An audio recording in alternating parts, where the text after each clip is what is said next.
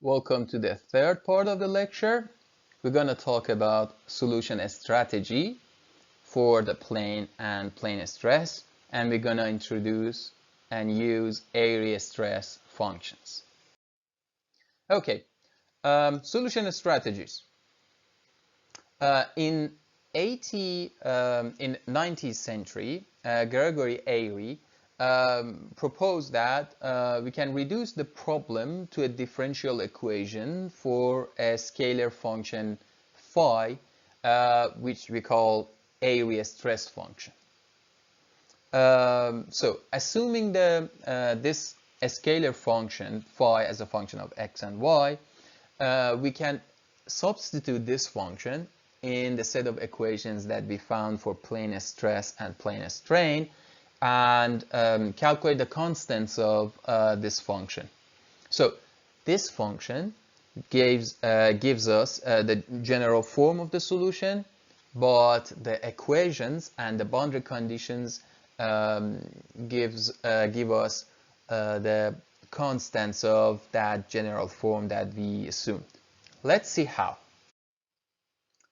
Let's start with the plane stress case, plane stress formulation using a stress function. We start with the plane stress formulation. It is convenient to specify the body force vector in the form of P equal to minus delta V, which V is a function of x1, x2, or x and y in our case. It's a potential function that corresponds to a body force that is conservative.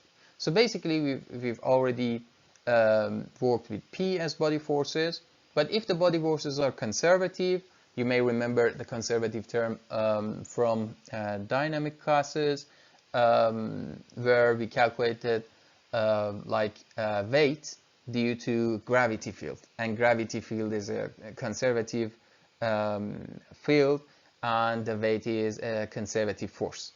This is exactly the same. So for simplicity, we assume that we have a potential field called V. If we calculate the gradient of that field with minus value, we get the body force P. Okay, let's see using P what we get for equilibrium equations. We already know that equilibrium equations for the plane stress cases like this. So if I just substitute P with minus delta V, I get sigma xx comma x plus sigma xy comma y plus px. So it's basically just V derivative, partial derivative with respect to x equal to 0. For the second equation, we have sigma yx comma x plus sigma y comma y, plus this time we want py,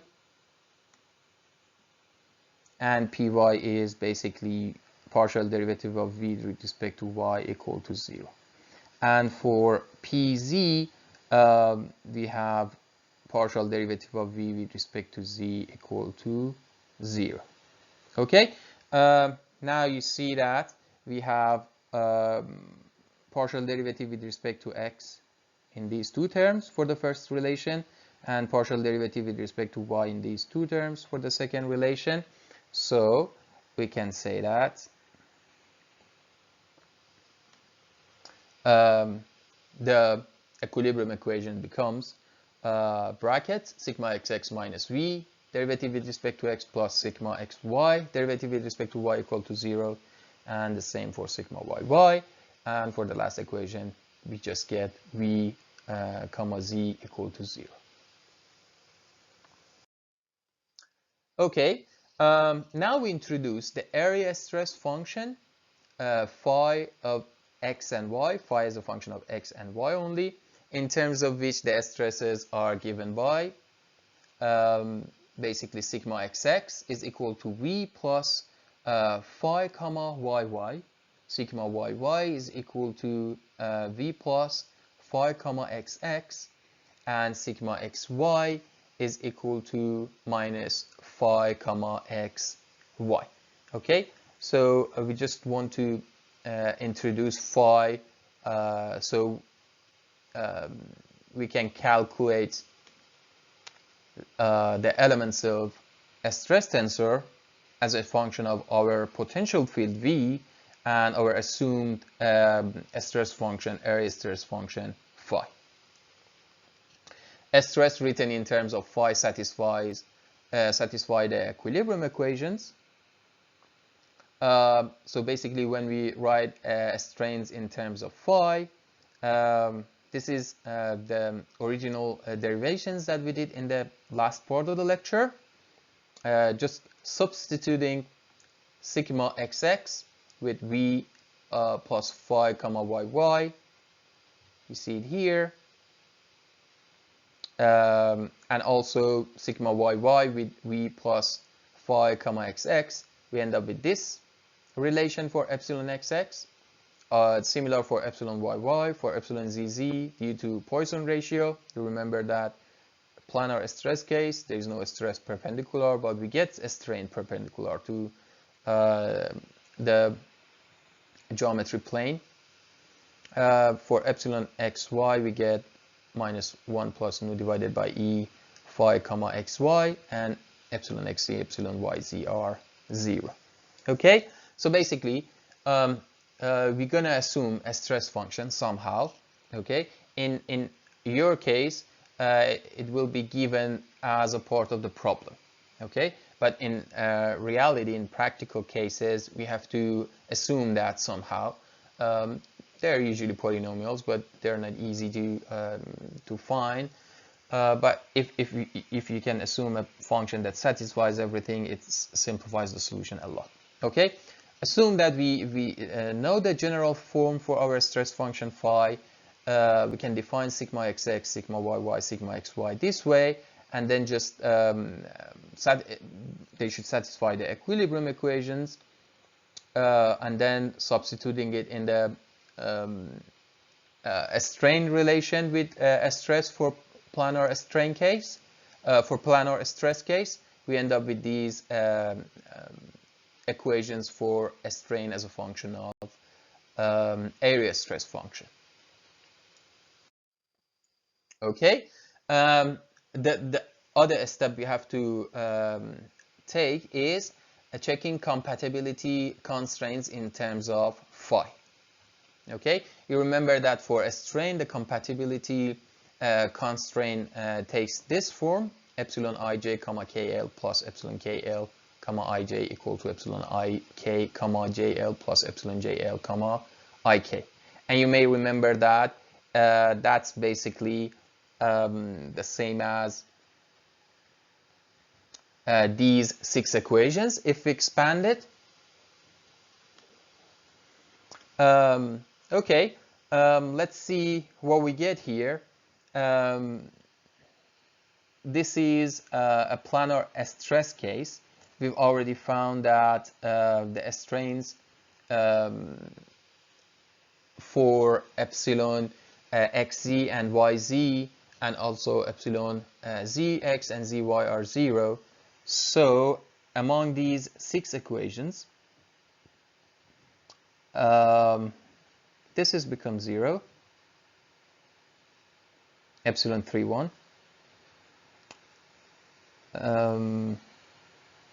Also, this one becomes 0, epsilon 2, 3. Okay, this one is 0, epsilon 2, 3, epsilon 3, 1. Again, epsilon 2, 3, epsilon 3, 1. Epsilon 2, 3, epsilon 3, 1. They're all 0. Okay, and also we know that none of the strains are a function of x3 or z. So any partial derivative with respect to x3 becomes 0. So this one becomes 0. This one becomes 0. This one becomes 0. This one becomes 0. This one becomes 0. This as well. This as well. Okay, so you see that among all of these variation of compatibility equation, the first one is the one that remains. Okay, so basically we can say that in the case of plane stress, the compatibility constraint reduces to epsilon xx comma yy plus epsilon yy comma xx. It is basically the same as epsilon 1 1 second partial derivative of epsilon 1 1 with respect to x2 and epsilon 2 2 with respect to x1. So epsilon 1 1 with respect to 2, this is this one, and epsilon yy comma xx, that's this one. Okay, is equal to 2 times epsilon xy comma xy, which is basically this one. Okay, now we found the compatibility constraints in terms of plane stress. Let's see the compatibility constraint in terms of phi, the Airy stress function. Before that, I want to introduce you by harmonic operator delta 4, which is basically partial derivative with respect to x 4 times plus partial derivative with respect to y 4 times plus 2 times partial derivative with respect to xx yy. So 2 times with respect to x and 2 times with respect to y. Let's see how we calculated that. So partial 4 delta 4, so 4 times calculation of gradient is basically 2 times calculation of the gradient of another 2 times calculation of gradient of a term. So we already know that 2 times calculation of the gradient is equivalent to gradient dot gradient of the term, and we already know that basically gradient is partial x plus partial y. Okay, so basically if I just bring it here, I get partial derivative with respect to x twice plus partial derivative with respect to y twice. Okay, now I'm gonna just bring these two to find partial 4. So it's partial twice of partial derivative of our term with respect to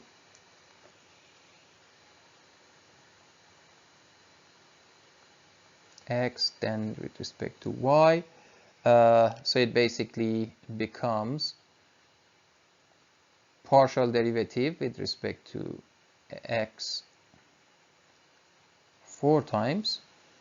Okay, I'm gonna talk about this term first. Let me use different colors. So gonna talk about this term. It's gonna be partial derivative with respect to x 4 times plus partial derivative with respect to y 2 times, and the original on top of the partial derivative with respect to x 2 times that we had. For the second term here, we get partial derivative with respect to y 4 times plus partial derivative with respect to x, then with respect to y, the original y that we had. Okay, just pay attention that basically the order of partial derivative with respect to x and y doesn't matter. So these two are actually equivalent. So it is equal to partial derivative with respect to x 4 times plus partial derivative with respect to y 4 times plus 2 times partial derivative with respect to x twice, then with respect to y twice. Okay, now you see that this is basically what we're looking at. Okay, now that you know the definition of biharmonic equation. Okay, let's find compatibility constraints in terms of phi. We already know that strains as a function of phi take this form. So we simply need to substitute strains as a function of phi in the compatibility constraint that we found. We're gonna get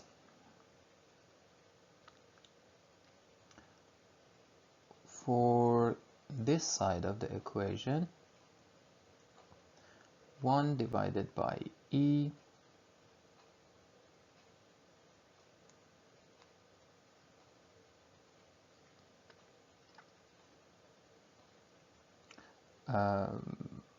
phi comma y y y y. So I'm going to do epsilon xx comma y y minus nu phi comma x x y y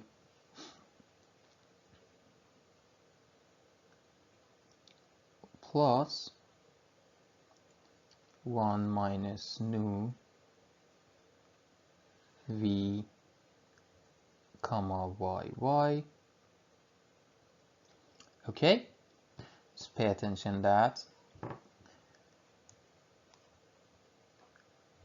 I did this part so far.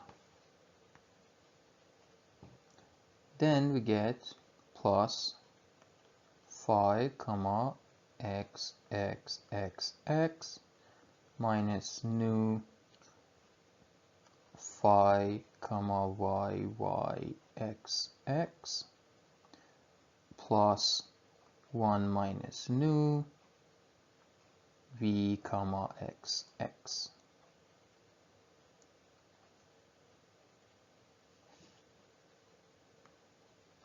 And that is the term epsilon y y comma x x. Just pay attention that for epsilon y y I used this derivation of epsilon y y as a function of phi, and for epsilon x x I basically used epsilon x x from here. Okay, so basically epsilon x x, epsilon y y, I just substituted in the compatibility constraint. For epsilon x x I have to differentiate it twice with respect to y y. This is the result.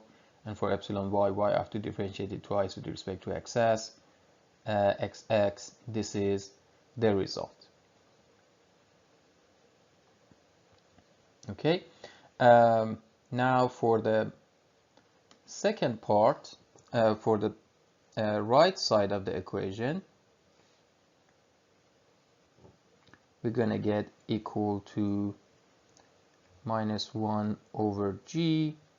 So we are talking about epsilon y y, epsilon y, epsilon xy, as you can see here.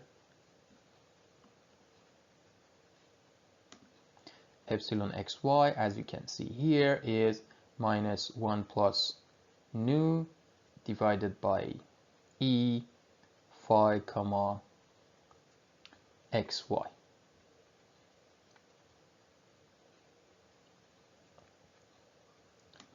Okay.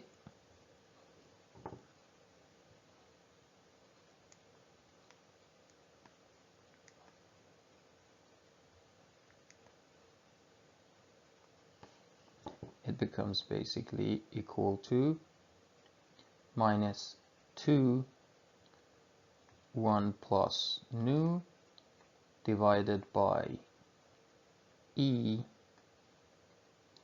multiplied by phi comma x y x y. Okay, so this is basically the right side of the equation. Okay, so let's do some simplifications. E here and E here cancel each other out. Also, this term I can write it as phi comma x x y y because the derivative order doesn't matter. Also for this term here I can write it as minus nu phi comma x x y y. Again the derivative order doesn't matter.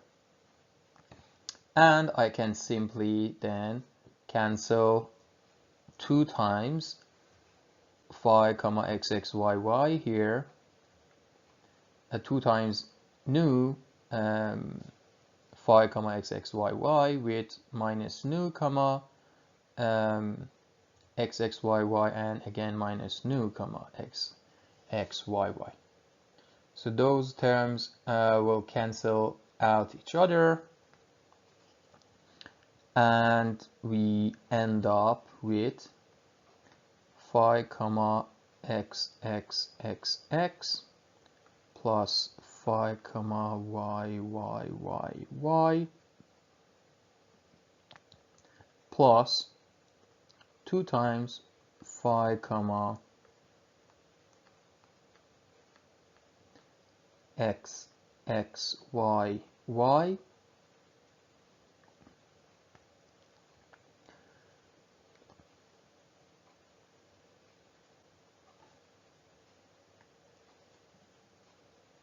equal to minus 1 minus nu v comma x x plus v comma y y.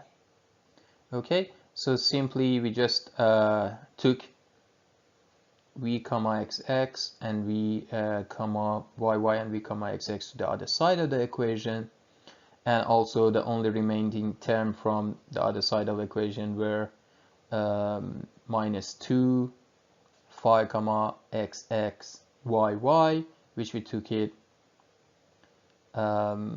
basically in this side of the equation, in the left side of the equation. Okay, and we end up with this relation.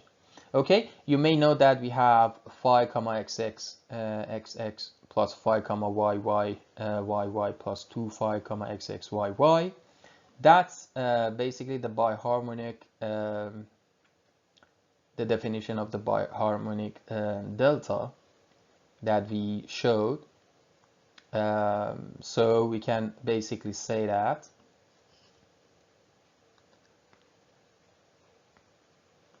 this part, the left side of the equation, is basically biharmonic gradient of phi.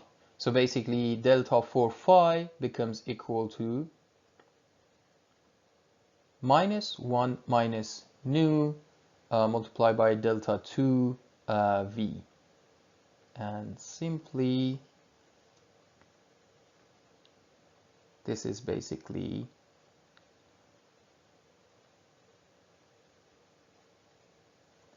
delta 2v. Okay, so that's the compatibility equation based on the Airy stress function.